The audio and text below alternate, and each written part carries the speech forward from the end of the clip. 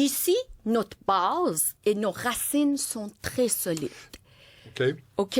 Alors, il s'assume, il s'affiche. C'est une genre de communication, un peu de genre de Trump.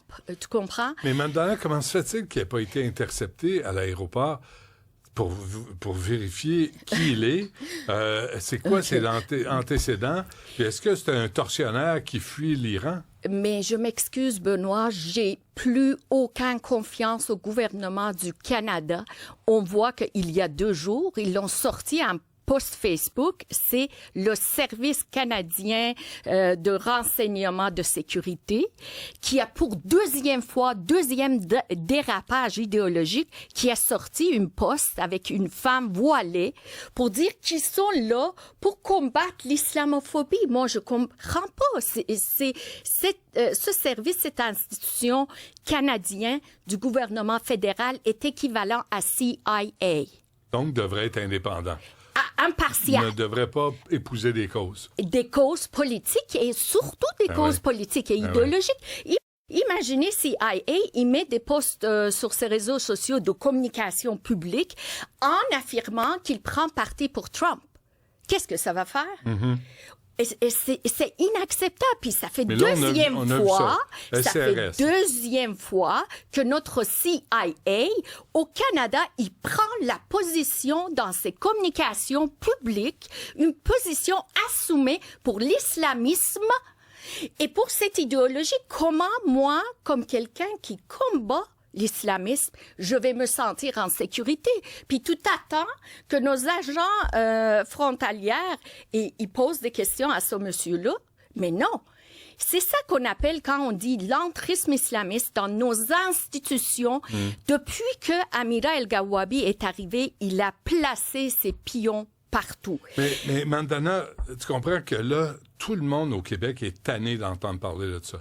Est tanné d'entendre parler des mollahs, puis de l'islamisme. Je sais, moi. On est écœurés dans... J'imagine toi aussi, tu sais. Ouais. Mais ça s'impose dans l'actualité. Puis si on y tourne le dos, qu'est-ce qui va arriver? On est fini. On va être... Déjà, moi, je trouve, parce que la plus grande vulnérabilité du Canada, quand on le compare avec la France, il y a beaucoup d'efforts depuis 3-4 décennies pour l'islamiser la France, mais c'est de bas en haut. OK? C'est au travers des associations, au travers de réislamisation des Français d'origine arabo-musulmane. Mais ici, au Canada, on est en train d'islamiser le Canada de haut en bas, sa part de gouvernement fédéral, sa part de nos institutions qui est en train d'imposer l'islamisme aux Canadiens. Alors, on a vu, après la Révolution... Je t'arrête. Parce que je pense aux 40 millions que Carney a accordé au Guidoun abattoir pour Puis en pense faire... aussi, la semaine passée, qu'il n'était pas à la Chambre des communes pour parler de la guerre, puis puis il était dans la soirée de Ramadan, dans un mosquée à Ottawa. Regarde ses priorités. Tout comme Starmer, tout comme le premier ministre, lui aussi, il passe ses soirées dans les soirées de Ramadan.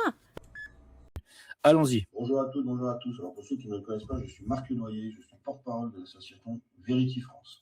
C'est une association qui se bat maintenant depuis de nombreuses années pour faire reconnaître les effets secondaires liés à la vaccination Covid.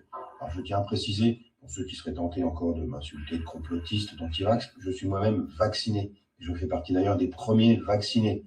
Suite au discours du président de la République, je fais partie des gens qui ont fait confiance. Comme mon épouse, qui, après la vaccination, malheureusement, a déclenché une maladie horrible, la maladie de Creutzfeldt-Jakob. Alors, il y a quelques semaines, dans le procès où je suis contre Pfizer ayant tenté de créer ce qu'on appelle un incident, j'ai obtenu, de la part de la justice, que cette société Pfizer soit déboutée de sa demande. C'est-à-dire qu'elle disait quoi? Elle disait non, nous ne sommes plus responsables, nous avions terminé notre travail, nous n'étions plus en phase expérimentale. Et qu'est-ce qu'a dit la justice? Elle dit non, c'était en phase expérimentale, donc vous restez dans le procès. Voilà. J'ai fait une vidéo suite à ça, ça a fait des millions de vues et je vous en remercie parce que, en fait, avec Verity France, nous sommes là pour informer, faire le travail que les médias ne font pas. Et d'ailleurs, il y a quelques mois, on avait aussi diffusé un extrait des contrats les contrats Pfizer, les fameux contrats que nous avons obtenus dans une procédure à Liège. Qu'est-ce que disaient ces contrats? Le fabricant disait, nous ne connaissons pas l'efficacité, nous ne connaissons pas les effets, nous ne connaissons pas les effets secondaires à long terme, et nous ne sommes pas capables de sérialiser le produit. Voilà. Et bien là, aujourd'hui, maintenant, je vais vous parler d'un autre document. Voilà, un autre document qui était lié à ces contrats et qu'on peut trouver d'ailleurs encore aujourd'hui sur le site de la Commission européenne. Alors, je vais vous lire juste un extrait qu'on a traduit puisque le contrat, le document en question est en anglais. Mais je vous donnerai dans un autre tweet le lien, vous pourrez par vous-même. Voilà ce qu'il dit, juste ce petit extrait. Les travaux sur un vaccin contre la Covid-19 sont complexes pour de nombreuses raisons.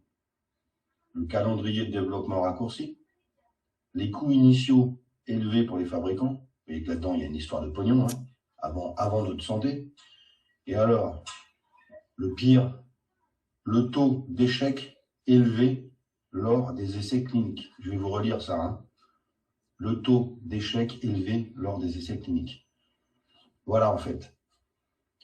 Alors ça, c'est pas du complotisme, c'est dans le site de la Commission européenne. Donc ça veut dire quoi en fait? Ça veut dire que c'était bien en phase d'essais cliniques. Ça veut dire que quand le président de la République, encore une fois, est venu dans les Français en disant que le vaccin était efficace, il mentait. Le taux d'échec élevé lors des essais cliniques. Voilà, on a vacciné les gens, pardon du terme, mais là ce matin, il y a une colère froide en moi quand même. On a vacciné les gens avec cette merde. Voilà, alors, il faut que cette vidéo soit diffusée parce que c'est le seul moyen de pouvoir faire savoir à vos proches, à votre famille, à vos amis, à toutes les personnes qui ont besoin d'être informées, puisqu'aujourd'hui les médias français ne font pas leur boulot parce que forcément, la plupart connaissaient tout ça. Donc ils ont menti, et vous verrez d'ailleurs que dans le document aussi, il est dit qu'il faut promouvoir le vaccin.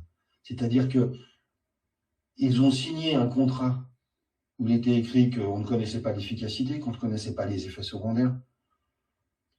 Et derrière, ils demandaient aux pays membres de promouvoir l'efficacité de ce produit de merde. Voilà la réalité.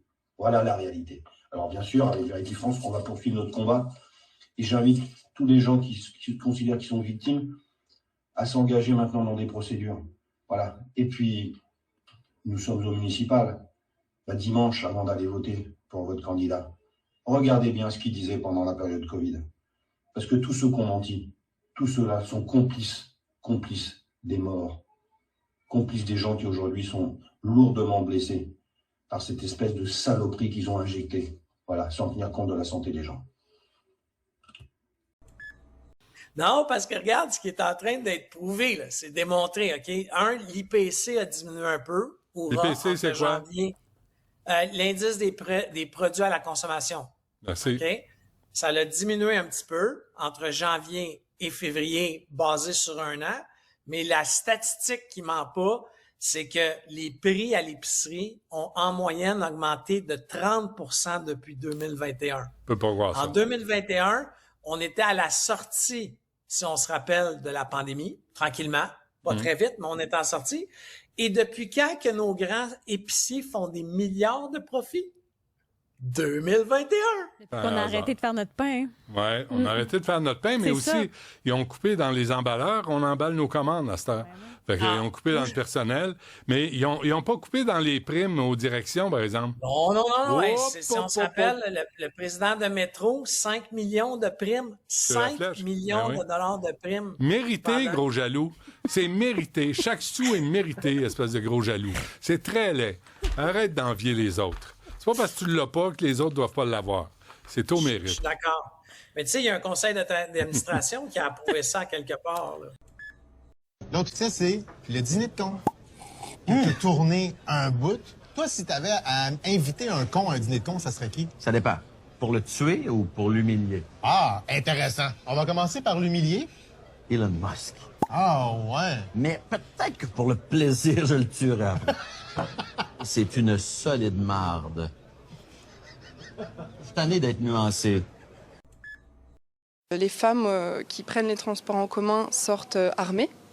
alors avec des couteaux, avec des bombes au poivre, lacrymo, parce qu'elles se sentent obligées de se défendre seules aujourd'hui, et celles qui ne prennent pas le transport comme moi prennent la voiture ou même un Uber. Pas plus tard qu'il y a un mois, je sors du cinéma avec ma voiture et 5 hommes essaient de m'empêcher, ils étaient à pied, de sortir du parking. Donc moi je ne réagis pas parce qu'en tant que femme seule, même si je suis dans ma voiture, je ne considère pas que je suis en sécurité, même si c'est toujours mieux que les transports en commun.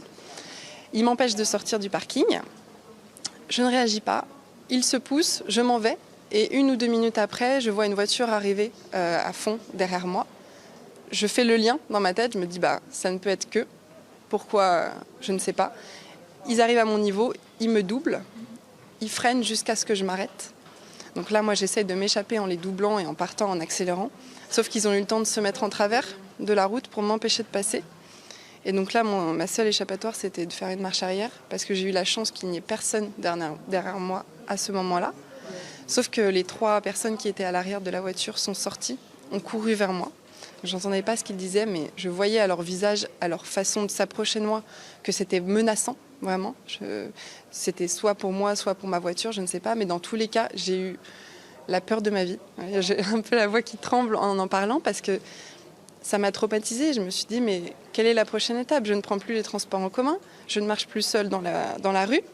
Et maintenant, même dans ma voiture, j'ai encore des risques de me faire agresser.